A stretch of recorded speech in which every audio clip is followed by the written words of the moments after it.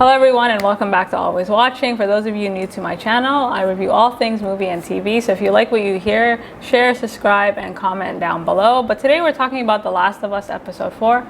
I didn't really have anything to say about this episode. It was very short, it was very sweet.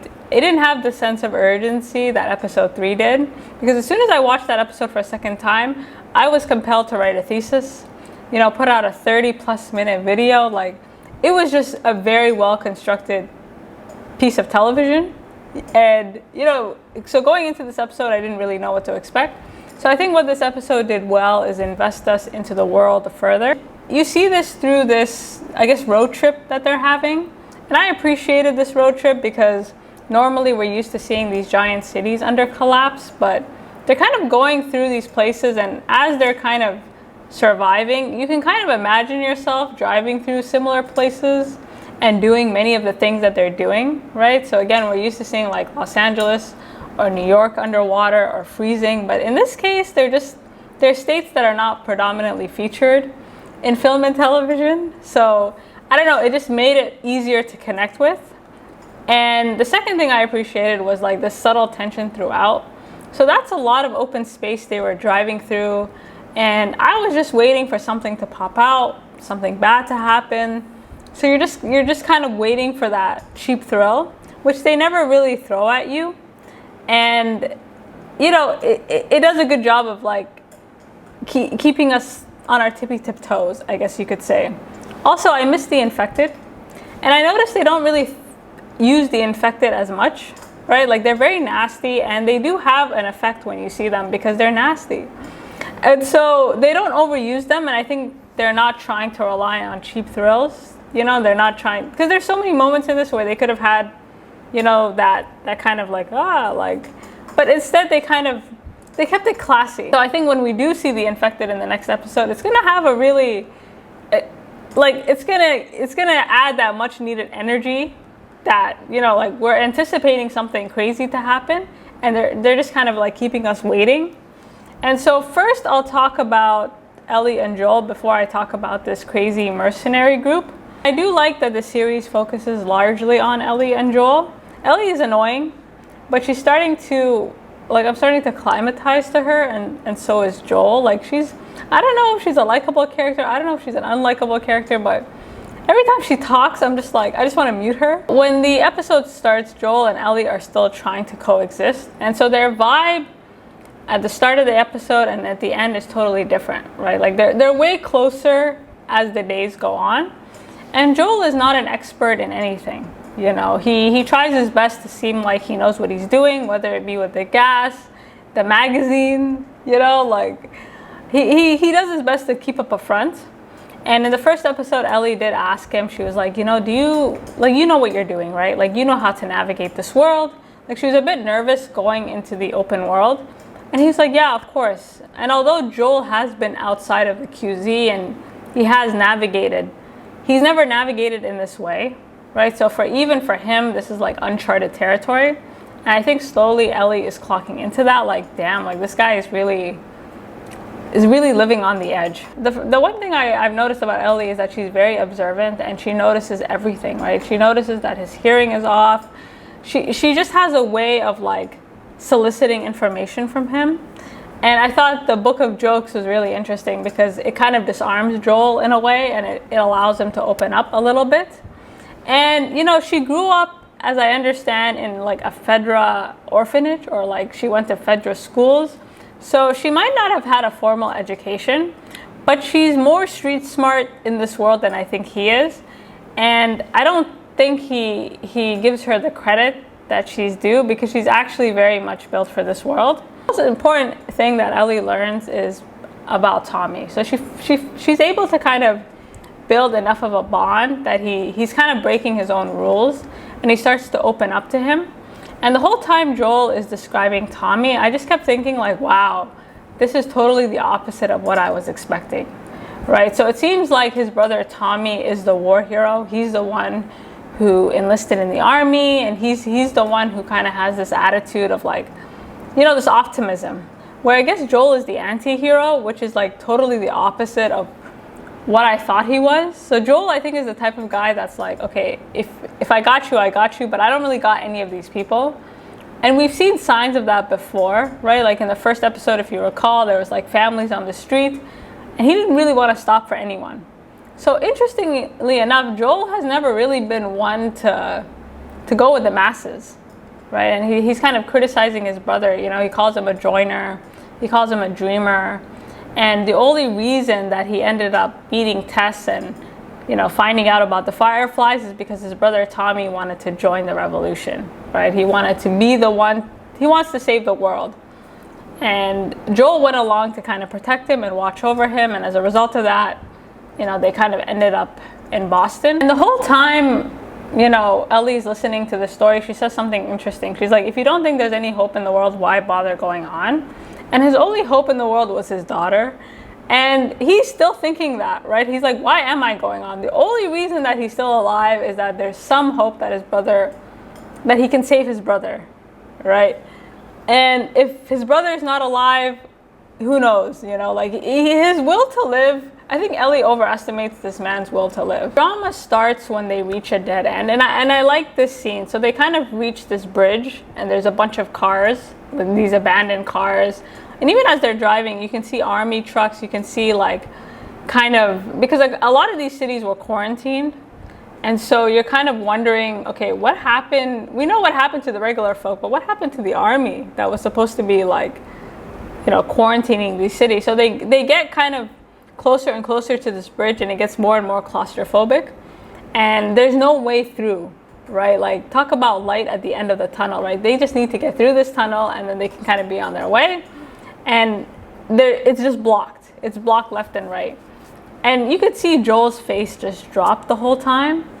And the whole, you know, it takes place in the daylight, but you're still thinking like something's going to pop up, like something bad is going to happen. This is a trap. Like, you know, a trap is waiting, but you don't know when this trap is going to be like revealed. And so in a panic, he starts to recalculate, but he doesn't really know what to do. So Joel's a bit panicked. He doesn't know where to go. He just kind of reacts. He doesn't really have a partner who knows anything. Like, the thing about Ellie is that she's street smart. Like, she's able to kind of clock certain things, but she doesn't know anything about America. She doesn't know anything about maps. She's never been in a car.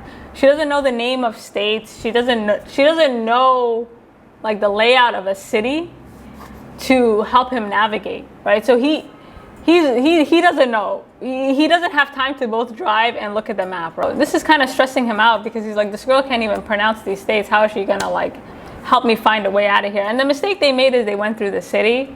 And the whole time they were going through the city, I was thinking like, there's probably a QZ around here. And when they found the QZ, there was nobody there. So I'm assuming that QZ was either cooed or something happened. Either Fedra like left it, or whoever is there is dead, or Fedra is just gone. Like they have no claim to this territory. And this whole setup to the trap was perfect, right? Like, you see this guy limping straight out of a video game. Like, this whole thing was very gameplay-esque, right? And the whole time, like, he was driving straight, like, I was like, sir, turn back.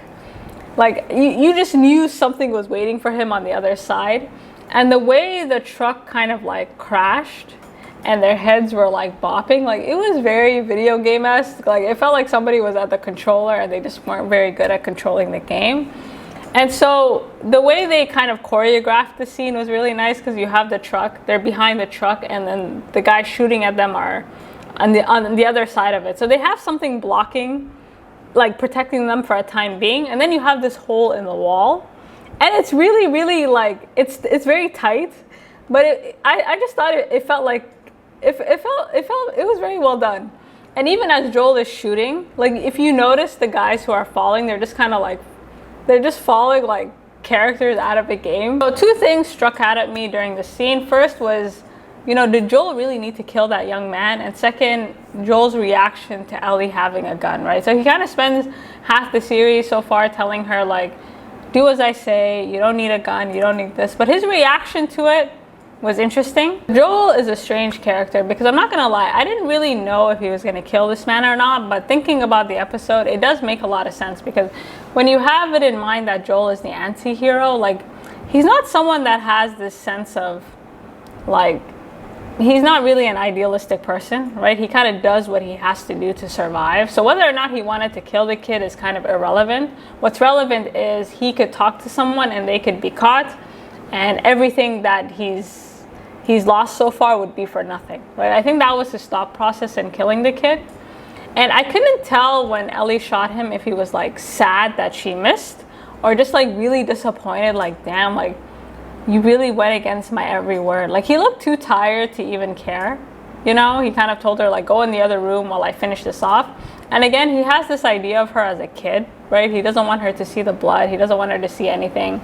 And Ellie was low-key shook, right? Like, she knew something bad was gonna happen. Her tough girl exterior went away quite quick. Felt kind of bad for this kid. Like, I didn't know how to feel.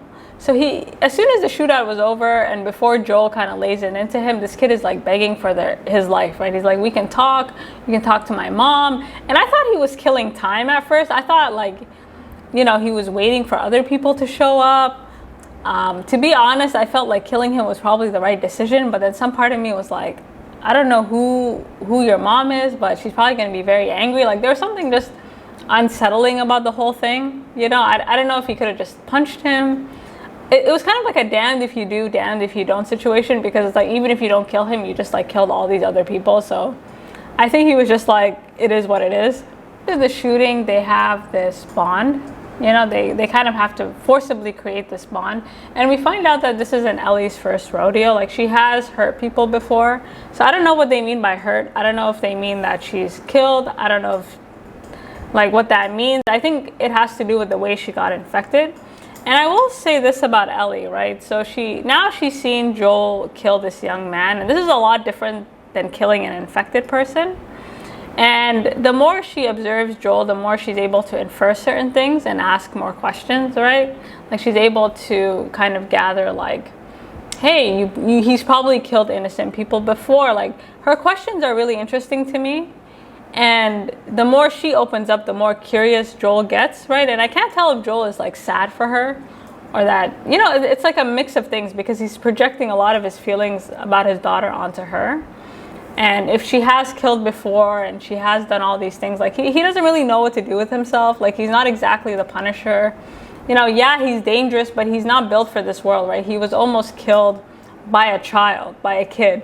So I think he hesitantly agrees to help her. You know, he helps, he arms her, he shows her how to use the gun, because he knows he needs backup. And so they kind of go from this little room to another little room, right? And I like the transition. Again, it was very well orchestrated, because they're kind of like moving quickly and going through all these small corridors. And, you know, this final scene, they're together, and when you compare them at the start of the episode to the end, they're a lot closer. The jokes have helped. And just when Joel is about to get some peace and quiet, you know, he finds himself with a gun to his head. And his plan with the glass was never going to work. And again, Ellie was pretty observant. She was like, yeah, like, crunch, crunch. And so that's where their sort of journey ends. So we meet Henry and Sam. I'm not really sure who Henry and Sam are. Like, I'm not familiar with the games. But before we circle back to this, I just want to talk about Kathleen and this new sort of group that we found. So my first impression of this new group was that I didn't like Kathleen. I didn't like her whole vibe. Like, I don't know, y'all who played the game, let me know. But my first impression of her was that she was out for blood and she was out for power. So it seems Fedra is nowhere in sight. Whoever these people are, they're not related to them in any way. And so we're introduced to Kathleen interrogating a doctor. And apparently, you know, they're kind of rounding up all the snitches, right? She's kind of telling him, listen, you had no problem snitching when your life was on the line, but now all of a sudden you got something to say. And you could tell they just didn't really like each other. Like, that doctor maybe would have confessed to someone else, but he wasn't about to confess to her. So their drama begins when they find these bodies, right? So it seems like they have people stationed all over the city to trap people, right? Or to, like, keep an eye out. And so they end up finding these bodies, and Kathleen is shocked because she's like, who did this?